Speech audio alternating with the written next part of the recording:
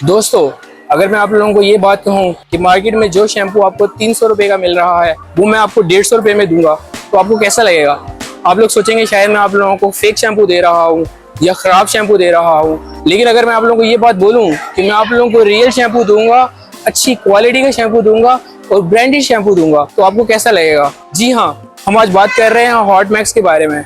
ये चाइना का एक ऐसा स्टोर है जो आपको मोर देन 50% डिस्काउंटेड प्राइसेस पर चीज़ें ऑफर करता है। आज की इस वीडियो में हम हॉट मैक्स का low cost business model discuss करेंगे, इसकी marketing strategy, market segmentation, product strategy, pricing strategy और बहुत सी ऐसी ऑप्टिमाइज सप्लाई चेन नेटवर्क से रिलेटेड डिस्कशन करेंगे कि कैसे हॉट मैक्स ने अपने बिजनेस को इतना लो कॉस्ट बनाया है और कैसे वो मोर देन 50% डिस्काउंटेड प्राइसेस को ऑफर कर रहा है।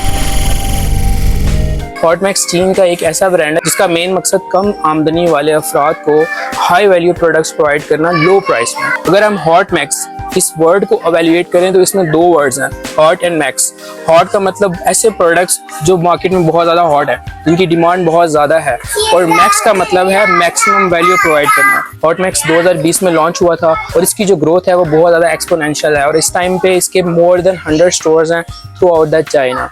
और अगर हम इनके मेजर स्टोर्स के बारे में बात करें तो वो इस टाइम पे ग्वांगजू, शंघाई, शेंजन, शियान और बाकी बड़ी बड़ी सिटीज़ में मौजूद हैं।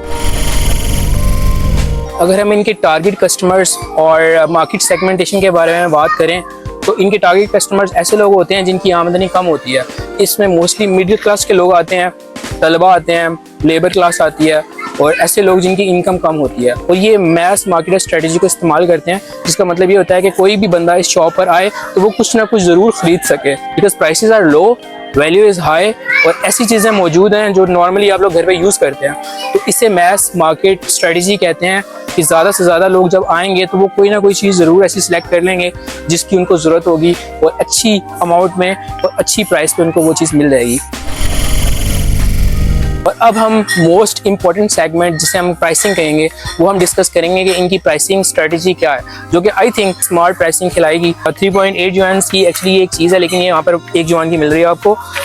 सिमिलरली ये 12.9 युआन का है, यहाँ पर आपको 2.9 युआन का मिलेगा। 12.7 युआन का है, यहाँ पर आपको 7.2 युआन का मिलेगा। आप यहाँ पर जब भी पूरे स्टोर में देखेंगे ना तो आपको बहुत कम एक्चुअल प्राइस से कम प्राइस में ना आप लोगों को चीज़ें यहाँ पर मैसर होंगी। और इसके पीछे जो स्ट्रेटजीज और काफ़ी ऑप्टिमाइजेशन रखी हुई है वो अब हम डिस्कस करेंगे, जिसकी वजह से इनकी प्राइसेस काफ़ी ज़्यादा लो होती हैं। तो सबसे इम्पॉर्टेंट चीज़ जो है वो है एक्सपायरी। इनके पास ऐसे प्रोडक्ट्स होते हैं जो बेसिकली जिनकी एक्सपायरी डेट बहुत ज़्यादा कम होती है।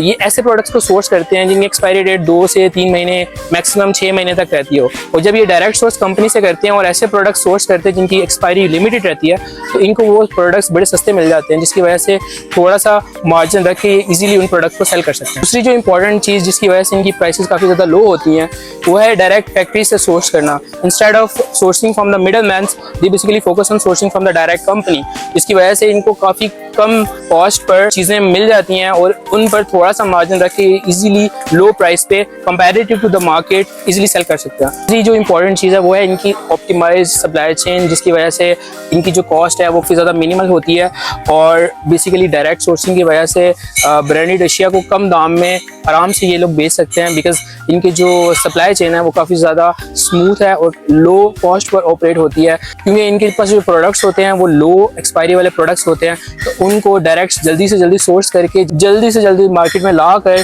उनको बेच दिया जाता है, क्योंकि उनकी शेल्फ लाइफ कम होती है, जिसकी वजह से इनका जो साइकिल काउंट है वो बहुत जल्दी कंप्लीट हो जाता है, जिसकी वजह से ये जो टाइम फ्रेम है वो बहुत ज़्यादा थोड़ा होता है और उस थोड़े टाइम फ्रेम की वजह से इनकी कॉस्ट भी कम होती है और उस कम कॉस्ट की वजह से यहाँ पर प्राइसेस उनसे होती हैं वो लो होती हैं।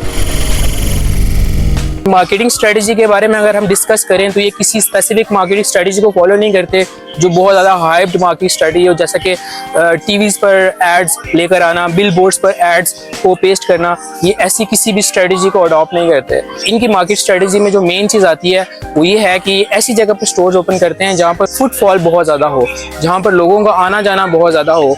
मोस्टली इनकी शॉप्स आप बड़े बड़े मॉल्स में देखेंगे, मेट्रो स्टेशन के पास देखेंगे और ऐसे कम्युनिटी सेंटर्स के पास देखेंगे जहाँ पर लोगों का आना जाना बहुत है। मार्केटिंग स्ट्रेटजी के अंदर हम इनके थीम को भी डिस्कस कर लेते हैं और ये रेड एंड व्हाइट थीम को बेसिकली इन्होंने अडॉप्ट किया है और चाइना के अंदर रेड एक ऐसा कलर है जो बेसिकली लकी कलर समझा जाता है। अपार्ट फ्रॉम दैट रेड ऐसा कलर है जो दूर से नजर भी आता है और आप देख सकते हैं यहाँ पर कि इन्होंने actually red and white theme को फॉलो किया हुआ है। अगर हम इनकी शेल्फ साइजेस के बारे में डिस्कस करें तो इजीली एक्सेसिबल है, हम आराम से इस चीज़ को पिक कर सकते हैं, हम आराम से इस चीज़ को उठा सकते हैं। स्पेसिफिकली बच्चे जो चीज़ें पसंद करते हैं उनको नीचे रखा गया है और जो बड़ों की चीज़ें होती हैं मोस्टली वो ऊपर होती हैं। अगर हम इनकी प्रोडक्ट स्ट्रेटजी के बारे में डिस्कस करें तो ये बड़े सिलेक्टिव प्रोडक्ट्स अपने पास रखते हैं।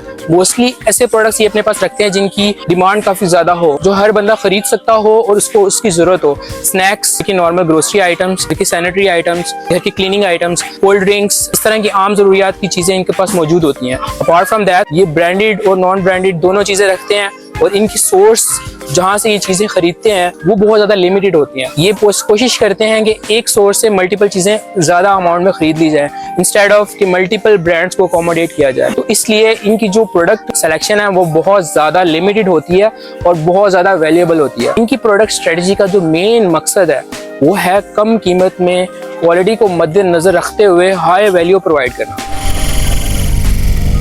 तो अभी हम इस वीडियो को समराइज करेंगे। हमने आज की वीडियो के अंदर 4 चीज़ें डिस्कस की हैं। सबसे पहले प्रोडक्ट। हॉटमैक्स ऐसे प्रोडक्ट्स को सोर्स करता है जिनकी वैल्यू बहुत ज़्यादा हाई होती है और हॉटमैक्स ऐसे प्रोडक्ट्स को सोर्स करता है जो लोगों की रोज़मर्रा की ज़रूरियात को फुलफिल करते हों। Secondly, pricing strategy. हॉटमैक्स हमेशा अपनी प्राइसेस को बड़ा ज़्यादा लो रखता है। इसके पीछे जो हमने स्ट्रेटजीज को डिस्कस किया उसमें कम एक्सपायरी वाले products, low cost supply chain networks, optimized supply chain networks, ये सब चीज़ें हमने डिस्कस की। थर्ड चीज़ हमने जो डिस्कस किया वो प्लेस। हॉटमैक्स हमेशा अपने स्टोर्स को ऐसी जगह पर ओपन करता है जहाँ पर फुटफॉल ज़्यादा हो, जो मेट्रो स्टेशन के करीब हो और मॉल्स के अंदर हो जहाँ पर लोगों को आना जाना ज्यादा हो। और चौथी चीज है प्रमोशन। हॉटमैक्स कन्वेंशनल मार्केटिंग स्ट्रेटजीज को अडॉप्ट नहीं करता। हॉटमैक्स बिलीव करता है वर्ड ऑफ माउथ को, एक्चुअल वैल्यू को प्रोवाइड करना, जिसकी वजह से लोग एक दूसरे को आपके प्रोडक्ट के बारे में बताएं और फिर लोगों की बताने की वजह से आपके पास ज्यादा से ज्यादा कस्टमर्स आए।